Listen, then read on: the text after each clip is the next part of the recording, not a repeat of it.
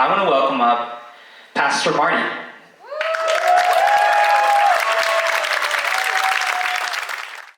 I'm going to switch it up and go from over here. Okay, Pastor. Yeah. I feel more comfortable behind something.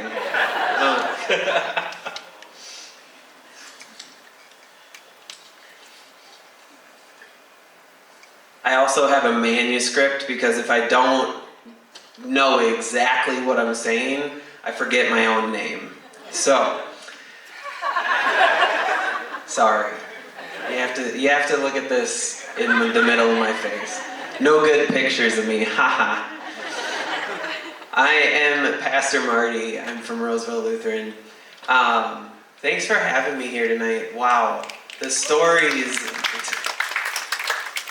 I don't know. I can't follow that up, but I'll try.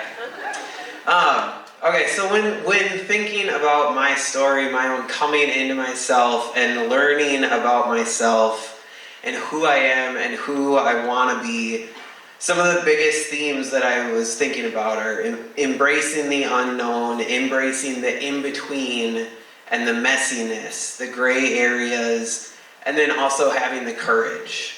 Having courage to stand up for myself, for the me that I want to be, and my authentic self. So, a couple of stories that demonstrate these themes, right? Because I was like, my story, I could talk about that forever, right? Or I don't know, my story, what's so special about me? I'm me. But before we get to the good stuff, I grew up on a farm just north of the Twin Cities. I've been in Minnesota my whole life. Fun fact, my high school is in the news right now for book bans. How cool is that? St. Francis, woo! Something to be proud of there. No. My dad is a farmer. My mom worked at a church. I went to Augsburg for my undergrad. Yeah, go Augies! It was college when I went there. Now it's university. Yeah, it's name changes, right? Thanks. There's a reason I'm a pastor and not a stand-up comedian. I studied women's studies there. And there was absolutely no way I was going to seminary afterwards. No, not at all. But I was involved in campus ministry and the queer and straight in unity, and I often tried to get those two groups to work together, or at least not realize that they weren't at odds. And I often lamented at how my groups of friends didn't overlap. Post-undergrad, I was a manager at Caribou at the airport. And I lived in Minneapolis, and I had a bunch of queer friends. And my best friend, who could always see right through me, who also happened to be a trans man, and who is now my husband. Right? Aww. Never called me by my given name. He always called me Marty. It just fit me better. And I had never had a nickname before, and I was absolutely delighted by this. I have never been like the cool kid, and I thought I was finally cool, right? Like I had a nickname. Mind you, I'm like 24 at this point. It still matters to me that I had a nickname and it was cool. But I couldn't explain how much it meant to me to be called Marty. Marty felt so much better than my legal name. It felt like me. Less like I was pinned in, like I was boxed into gender norms of my old name. And then one night we were sitting outside in the car, outside the liquor store. I remember it vividly. And he was texting somebody saying he was with me, and he just turned to me and asked if I wanted him to use he, him pronouns when he was referring to me. And I just froze. like the headlights and the neon lights of the liquor store were all shining in my eyes, and I felt exposed and like I couldn't think, and I was scared. And I thought if he used he, him in that text, it would mean I had to tell my parents I'm trans like tomorrow. And I thought of all the unknowns and everything else and everything that scared me, and I just looked at him. And he looked at me and said, "Fuck it. I'm just saying he. Is that okay?" And I nodded. And he typed out his text. And he went into the store. And I sat there. And my thoughts came a million at a time. And I just thought, can you just do that? Like, is that allowed? Holy crap. Does this mean I'm transitioning? Am I actually doing this? I'm actually doing this. Is this real? And that was the first step of many, many in this journey that I've taken to being myself, and I'm still taking to being myself. And that was one of the very first times that I said, yes, this is what I want.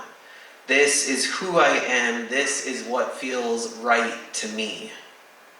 And it was an experience in trusting myself and standing up for myself that I wasn't used to, that I hadn't done before. And I didn't know what I was getting myself into. I didn't know what transitioning would look like. I didn't know what my end goals were. But I knew that this was one step to see if it felt right. And so I embraced it. And then more people started using he, him. And more people started calling me Marty. And then eventually, years later, I got an appointment with a gender-affirming doctor. And these things kept happening little by little, one step at a time. But I've never really known what the next step would be.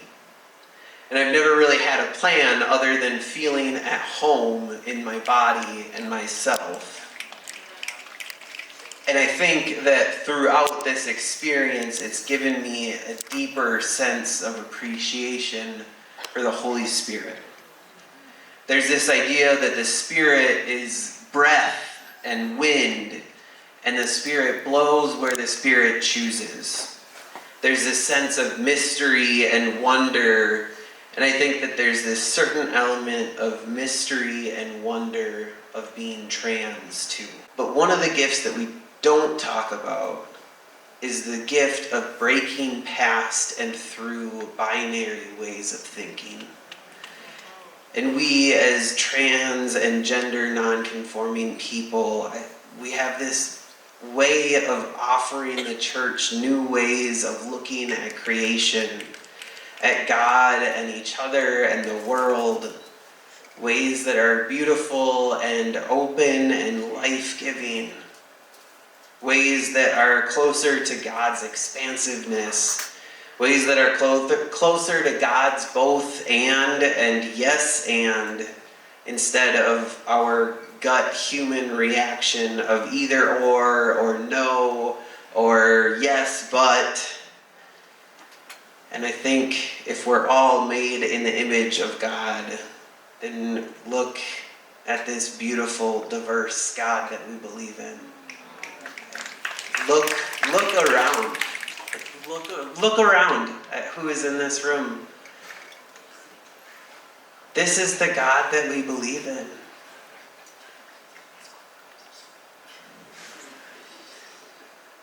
God's not hemmed in by our constructs of gender. God's not hemmed in by the ways that we perform gender, by the clothes that we wear, by our hair, or the ways that we express ourselves, or our human bodies, our genitalia, or any of that stuff. God is so far beyond what we can understand or express or any of it. And if we know this as trans people, isn't it our job to share it? So when we talk about going forward or moving forward, that was like my assignment, right? I have this hope of teaching and sharing with people this expansive view of God and God's love. A dream of people not needing to be afraid of coming out. A dream of a world where everyone's safe to be who they want to be. Where they can be a testament to God's creativity and human creativity working in tandem. Where people can see that God created the dry land and the waters, but also the marsh and the swamps in between, and they are beautiful. That God created the day and the night, but also the sunrises and the sunsets in between, and they are beautiful. And that God created male and female, but also trans and non-binary and gender non-conforming people, and we are beautiful.